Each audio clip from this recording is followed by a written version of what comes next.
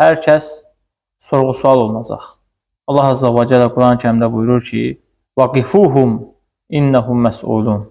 Allah buyurur ki, onları dayandırın, onlar sorğu-sual olunacaq. Həqiqətən bu ayə qiyamət səhnəsini bir kadrını təsvir edir. Bütün qullar saxlanacaqdır. Allah sənə verdiyi nemətlər haqqında sorğu-sual edəcəkdir. Və sənə göndərdiyi elçi haqqında sorğu-sual edəcəkdir. Buyurduğu əmrlər və qadağalar haqqında səndən sorğu-sual edəcəkdir. Allahın hansı əmrlərini yerinə yetirdin, hansı qadağalarından çəkindin? Bunu İbn Kəsir rəhmətullah aleyh buyurur. Qurtubi rəhməhullah bu ayənin təfsirində buyurur ki, bu sorğu-sual bütün insanlara aiddir. İman gətirənə də, inkar edənə də. Hər kəs öz əməlinə görə cavab verəcəkdir. Hər kəs öz əməlinə görə cavab verəcəkdir.